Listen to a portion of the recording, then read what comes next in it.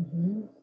Good afternoon, everyone. Thank you for joining us for the virtual discussion series that is hosted by the Chaldean Cultural Center in collaboration with U of M Detroit Center, Unique Voices in Films, and CMN TV. And today we have with us a guest, Dr. Adelman. She is a pediatric surgeon, retired, but she's also an author. She has written several books and is currently working on her third book. But one of the books that she wrote is about a Chaldean family or one particular person, Norma. But from that, she has written about a very important topic. And we're very happy that you are here today, Dr. Edelman, to talk to us about this book that you have written. It's called After Sunday. I'm sorry, After Saturday Comes Sunday. It's a tricky title. It is nice to have you here. Thank you very much, and you can call me Sue. And the title comes from Norma's husband, Karim Hakim, who told me that when he was living in the old country as a boy, the Muslims used to say after Saturday comes Sunday. And what they meant by that was after we get rid of the Jews, we get rid of the Christians. So after we get rid of the Saturday people, we get rid of the Sunday people. And it's interesting, when I've traveled around the Middle East, everybody understands it. You don't have to explain it. So that's the reason for the title. And I learned in the home of Kiram and his wife, Norma, what this has meant to them. Kiram's wife, Norma, they were both very dear friends of mine. Kiram has passed. Norma has been like a mother to me for more than 40 years. She's an incredible person. She's the matriarch of a huge family. And I would be remiss if I didn't mention some of the members of the family, because I've grown to be so close to them, and they've been like family to me, and they've helped me with the book. So Norma, of course, her daughters Patsy, Karen, Joni, Lori, Dale, her sons George, who unfortunately we just lost, Mark and Carl, her sisters-in-law, Rosemary Bannon, Julie Hakim, and really the whole, I can start with grandchildren, but that goes to another 25, 30. A true Chaldean family. So, and other members of the community have been very helpful. Judy Joan has been very helpful. Joe Kassab has been very helpful. So it's been a very important part of my life, relating to the Chaldean community. So how did you meet Norma, and then what led you and inspired you to write this book? I met Norma because I operated on a little boy. He's now about 50. He was 9 at the time, who came from Iraq with disease, which children may catch on a farm sometimes. The little boy, Menhel, did not speak English at the time, and I needed to operate on him. And to translate came Auntie Norma and Auntie Julie. And from that, I met them, and Auntie Norma became to me, Norma, my mother figure. She just drew me into the family, surrounded me with love, helped me take care of Menhel, and the rest is history. So that's the origin of the relationship. It was actually a long, interesting medical story, which we won't get into. So I used to go there when I was a young doctor, and would come home totally exhausted. And instead, I'd go over there, and she'd feed me, and kind of That's a good plan. tut me, and it's going to be fine. And here's the newest grandchild. Put it on your lap, and this kind of thing. And so, was the relationship part of the reason that motivated you to write the book? What were the elements that she shared with you that made you feel like, okay, this has to be written down, this has to be documented somehow in a book? Well, I came to know the family. I came to understand the community. I came to see, it was very interesting. I came to see the similarities between her language, and not just mine, but Arabic. I had learned Arabic because my office was in Dearborn, or one of them was. And I learned the Lebanese Arabic to take care of that community. And as I would hear her talking with her in-laws and other people in her family, I could recognize a lot of the words because they resembled Hebrew and they resembled Arabic. So I found that extremely fascinating. But And then, that language is Aramaic, by the way. that's a Chaldean, which is Aramaic. Chaldean Aramaic, yep. And the reason why I wrote the book was because of the shock in seeing what happened with ISIS and killing the Christians, and how horrible how horrible it was in the Middle East, what was going on. And I could see, here's this Aramaic language with this rich, rich heritage, which we share. I mean, it's one of the two ancient languages of the Jews. It's the ancient language of the Christians of the Middle East and Mandaeans, but I didn't get into them. It's a very tiny population. And hear this language with all the history, with all the folklore, with the songs, with the recipes, with everything that makes it an incredibly important language for thousands of years. This language was only going to survive as a spoken language if the people who speak that language live in their villages. If they move here, they're going to be like us. The Jews that move to the United States are, the little boys have their bar mitzvah at age 13 and they learn a little bit. And by and large, unless they're very religious, by and large, they forget it and they never use it. And the language doesn't live as a spoken language. You wouldn't have, before Israel came, you wouldn't have been able to say in Hebrew, give me a pillow and bring me a cup of tea, and then you can go to bed. You wouldn't have said that because that's too colloquial.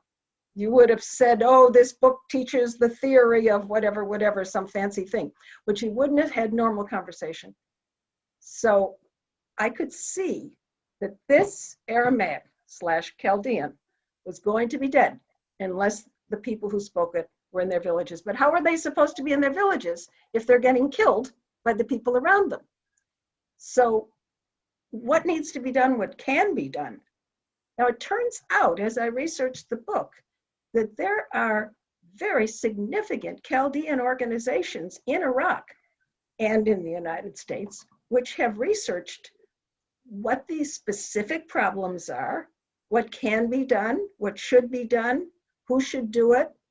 And they have a lot of very, very good proposals, very well thought out. And after I finished telling the story of the people, the Chaldeans, the Assyrians, I got the Kurdish Jews in there too, because we're all connected and it made a richer story. After I finished telling the story, then I came in the last chapter to the proposals that actually came from the Chaldeans and pushing Congress to please pass legislation of various sorts with various elements in it. You'll have to buy the book, read the book to see the suggestions. This is what they need if the US is going to give them any meaningful support. Now, I understand that my Chaldean friends have said, oh, come on, all that needs to be done is turn out the lights, it's finished. But I can't accept that. The Jews didn't accept that. The Jews went back to Israel and created a country. It's there are a lot of challenges, But something can be done. And the proposal is basically a federation proposal for Iraq, with the Christians like one state in a federation.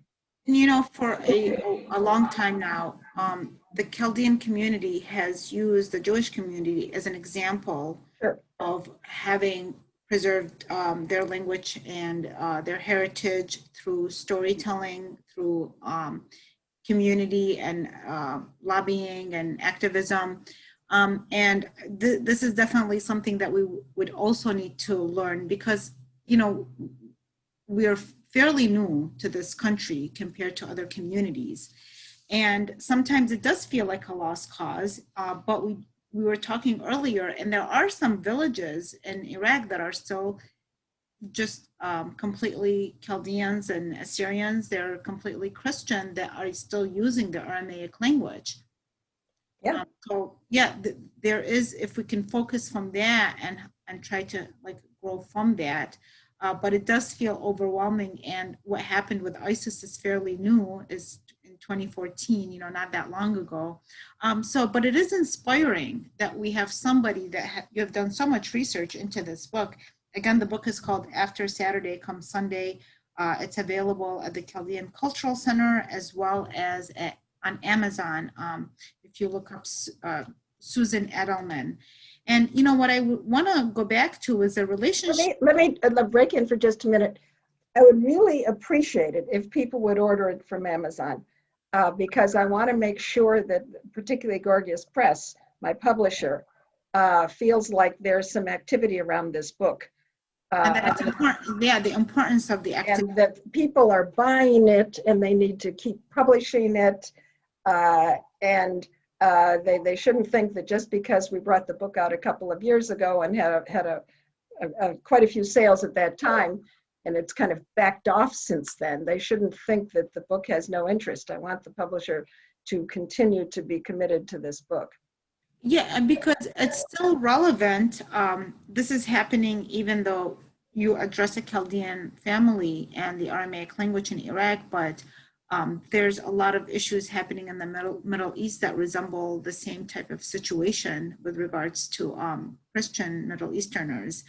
And then there's the history part. I really enjoyed the historical aspects. What I'd like you to share here, one of which, through the process of writing the book, what did you learn or discover with regards to the relationship between the Jews and the Chaldeans? Because a lot of people are not aware of this. And so this is why this is really important. It's not just about, it is about the Aramaic, but there is a history there that's very fascinating and we should all remember. It's extremely interesting. First of all, I knew quite a lot about it from talking with Norma and Karam and other members of the family and friends and neighbors. I mean, there were a lot of conversations around the kitchen table about this. So I was pretty well prepped for that. But I learned, for instance, certain cities like Zakho. Zakho was a very important Jewish community, but it was also an important Christian community. I learned that the Jews and the Christians kind of made common cause because in the Middle East, the Christians never persecuted the Jews. There was another group that persecuted both the Christians and the Jews, and the Christians and the Jews hung together. So they really, they helped each other. They worked together. I mean, in commerce, they were traders. They bought and sold. They had their little their trades. They had shops, and they supported each other. So that's what I really learned. What I really learned was that the Jewish and Christian communities were, in a sense, the same community. I mean, they weren't totally melded together because they had their different religions and their different churches and some little differences in their dietary requirements. But outside of those differences, they ate the same food. They wore the same clothes. They had very similar holidays. And when it hit the fan, they helped each other. And sometimes at the time of great strife, of great danger. And so this question with, you wrote on page 45, the greatest Jewish community of the ancient world was in Babylonia. Absolutely. So tell us about that history and how little by little it became extinct in Iraq. It wasn't little by little, it was fairly sudden. Originally, in 586 BC, the Babylonians came and destroyed the first temple of the Jews. And they then deported thousands of Jews, basically, to Babylon. Now, in fact, that had happened before. It happened at 722 BC, when the Assyrians had come. And they deported a great many Jews, thousands of Jews, to around Nineveh and north of there, which actually is near where Zakho is. So probably the first deportation went to the area of northwest Iraq, which is Nineveh province. But the Babylonian exile went to Babylonia, and Babylon, as you know, was near where Baghdad is now today. So that population already became established and developed leadership and all the accoutrements of almost like a little country. Then more things happened, and the second temple, I won't go back into the Jews were allowed to go back and rebuild a temple. There was a second temple, and in 70 AD, the Romans destroyed the second temple and expelled the Jews from Jerusalem. And where to go? They went in a lot of directions. But one direction they went was Babylon, because there was an established Jewish community there. They spoke the same languages and so forth. So a huge number of them went there. That became, for maybe 1,000 years, one of the most important, for a while, the most important Jewish community in the world. At one point, 90% of all the Jews lived under Muslim rule, most of them probably in Iraq. So it was a huge, important community. Actually, Baghdad was still 1/3 Jewish before the Second World War. So then what happened? Well, really, when Israel was created, there was pressure from the Arab countries to prevent Israel from actually happening. And in the course of that, there was a war. And in the course of that, there was finally a problem for the Jews. So there was persecution of the Jews. But there was already, actually, I missed something terribly important. I got it out of order. First, there was the Second World War. And in the Second World War, the Nazis had a very important presence in the Middle East. People don't realize how much. So there were many, many problems for the Jews in the Middle East because of the Nazis. Then, when Israel was established, essentially, the Jews were allowed to leave with no possessions whatsoever and to get the hell out of there and go to Israel. So that was when they left. It was under bad circumstances at that time. You know, when you mentioned that, I read it, and the first time I read that was in My Father's Paradise. Yes. Yes, and this was an intimate. That was about Zaho. That was about the city of Zaho. Just when you mentioned that, I thought, yes, that's true, because he goes into detail about that. That's right. They were living like he was living with Christians and Muslims, you know, fairly in a peaceful and protected way. And then there was that pressure once Israel was created, and then all the politics involved with it. And it was, very sad how things turned out, but it stayed in his heart. And he was talking about the Aramaic language. And for me, My Father's Paradise was the first introduction about how the Jewish community was there, and that there was that association with the Aramaic. So that is why, and he wrote that many years ago, but you know, it doesn't matter. There are certain books such as yours, again, because in your case, it has so much historical background that I think is very rich with that, very informative, as well as the fact that, how you said towards the end, there's like an action that people can take that's still relevant today. Incidentally, the language, the Aramaic that was spoken by the Jews in Zaho, was fairly different from the Aramaic that was spoken by the Christians. That's what I was going to say, to ask you, what is the difference? Because that's another thing that I learned. It's not the same Aramaic. Well, of course, Aramaic is such an old language. It's thousands of years old. And it's such a long history. And at one point, it was the major language in the entire Middle East, all across country after country. And so naturally, with all that time and all these different people speaking it, it started differentiating. And it started changing a little bit with this community, and then a little bit with that community, and with this country, and with that one, until you started to develop all different dialects. But even the dialects evolved until sometimes they were hardly intelligible. Just like when I would be in my office and speaking my Lebanese Arabic, and I would get, let's say if I would get, even from Iraq, if I'd get Iraqi Arabics, but even more Yemenis, they'd come in the office and I'd be like, oh my God, save me. And I'd call Norma's brother-in-law, Jamil, and I'd say, talk to these people. I don't know, they're talking Iraqi Arabic. I have no idea. So that's how it would happen. So over time, and then there was Sumerian Aramaic that would develop, that was in the West Bank. There was Mandaean Aramaic, don't ask. They were all different variations. And it's just because that's languages evolve. And they don't always evolve in exactly the same way. So you would have villages where the Christian Aramaic and the Jewish Aramaic were close enough that they could talk to each other. And you would have villages, in a village even, where the Christian Aramaic had kind of gone one way and the Jewish Aramaic had gone another way, and they could barely talk to each other.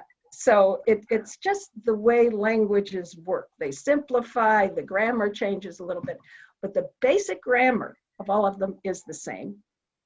When I read, unfortunately, I'm terribly slow reading Syriac with the Syriac alphabet because I have to go back and check my alphabet. Some of the letters I forget. But when I see Aramaic, for instance, written in a Jewish prayer book in Hebrew letters, which is how we write it, the words are completely understandable.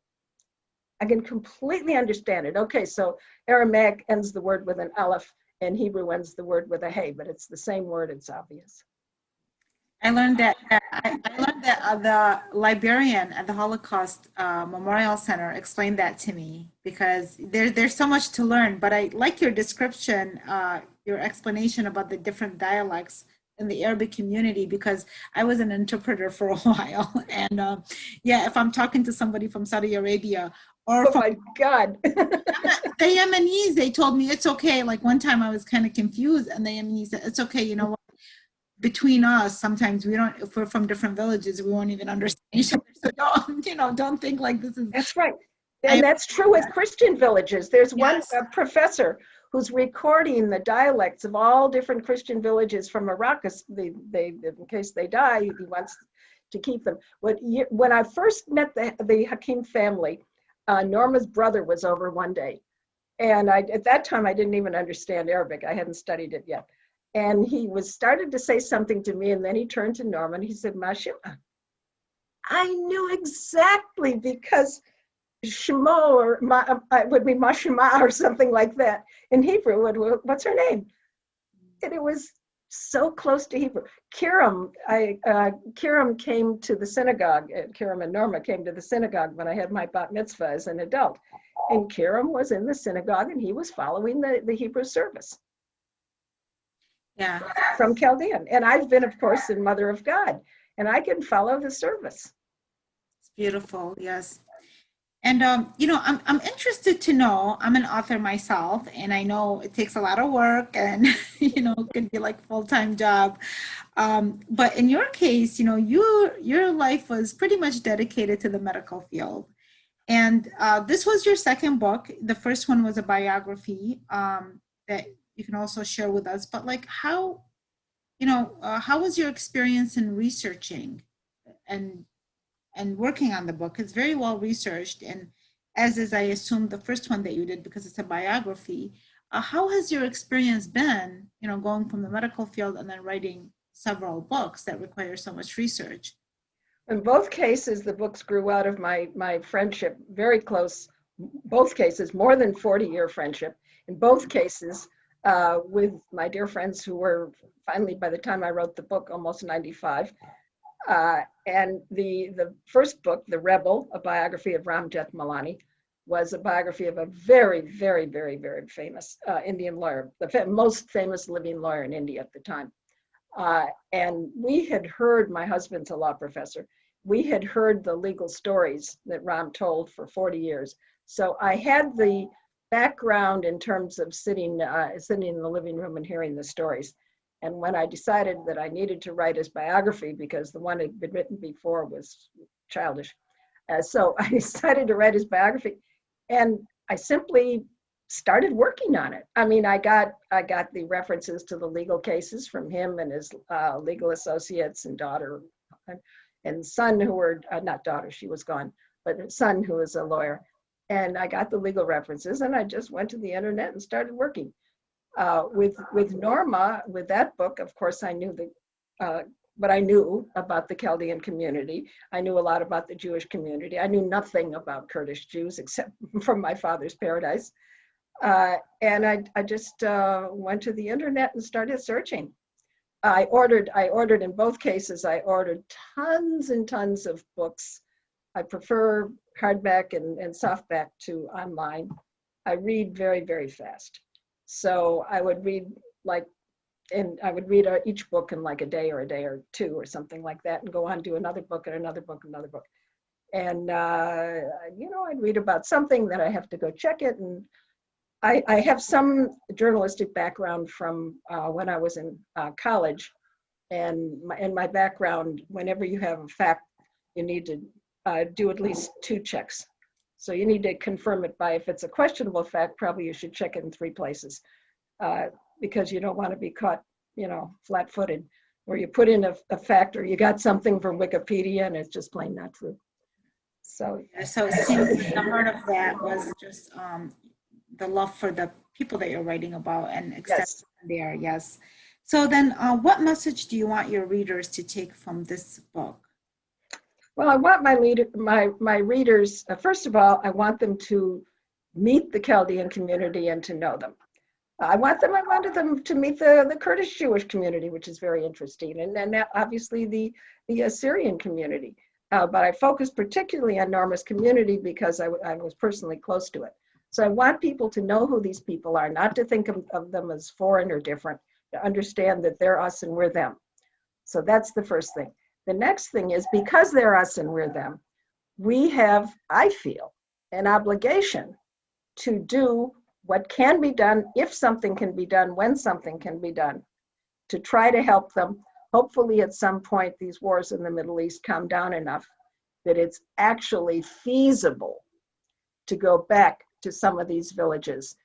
It may be that the people that go back aren't going to live there. It may be a retirement place. It may be a summer place. There may be a kind of a tourism aspect to it. I don't know in what way people would go back to these villages, but if they want to, they need to be helped. They need to be helped with development money, with all kinds of protections.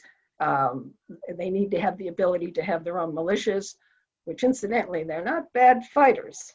They're not bad fighters. They have quite a history. I told it in the book of the Christians as being actually hired mercenaries by the Brits. They're very good fighters. But they need to be sure that they're not sort of swamped by the Kurds that take over their fighting units and don't allow the Christians to have leadership of their own units. So there are a lot of things they need to help them to be viable in the Middle East, if they ever expect to be viable. And what future for the Aramaic language? I think there's a future. I notice now that there are now websites. Some of the churches are teaching Aramaic, and they can do what we did. I mean, we took Hebrew, which was by the time Israel was formed, it had become almost a literary language. I mean, there were very few people, maybe scholars, that would actually speak the language. It was literary. It wasn't a real living language. They took that language and they then pulled in, you're missing words because it's a 2,000-year-old language. You don't have elevator and escalator. So they borrowed words from Arabic, from Aramaic, they picked up words from French, from Russian, from English, from everywhere. And then they would conjugate the verbs as if they were actual Hebrew verbs. And they would make them into Hebrew words. The same thing can be done to update the Chaldean or Assyrian or any other Aramaic dialect. The same thing can be done to make these really living languages and to teach them and to teach the kids reverence for the language and the importance of understanding it in order to know their culture. So I believe probably this needs to be done through the churches, but it can be done through any schools. Church schools, I think, are another obvious place. And yeah. There are a lot of listeners that are interested in this and have participated, and even somebody has started a school. I'll be interviewing him. I think his name is Dr. Rocco. I'll be interviewing him next month, I believe in January. You're currently working on a book, or are you working on a book? And if so, what is it about? Okay, so the book that I'm working on now is putting together, in a way, my two interests, the two books. So I'm asking the question, what is it with Jews that are so interested in India? Now, I have a sneaky reason for asking because I'm a Jew who's very interested in India. So why are we interested? What on earth is the connection between Israel and India? Are there any connections? And my theory is absolutely, because we were all under these huge Persian empires, and connecting the land of Israel and the land of India was Persia, the Zoroastrian religion. And if you look at the origins of Judaism, you start getting into the connections with Zoroastrianism, and then you look at the origins of Hinduism, they're the same as the origins of Zoroastrianism. So it's a very, very interesting, there's a continuum. Again, we are not separate. We are two arms of a continuum, the Jews and the Indians, in between which are the Persians, regardless of what's going on with the Iranians today. The ancient Persians are our link. So it looks like at the heart of everything that you're right, that you always find that connection with every community. And that seems like that's how big your heart is that you can find that link, which is really, that's what all of it is all about. It's very informative. And once you read something like that, it just helps you kind of like dispel some of the things that you have in mind and the separations that clouds our minds and our hearts. So I really want to thank you for joining us today and sharing all this wonderful information about your book. Again, you can get Susan Adelman's book from Amazon after Saturday comes Sunday. It's a wonderful, wonderful read. Thank you so much. Thank you so much. And thank you so much for the interview. I appreciate it. Bye, everybody. And there will be a recording of this available on our Facebook and website. Thank you. Thank you so much. All right.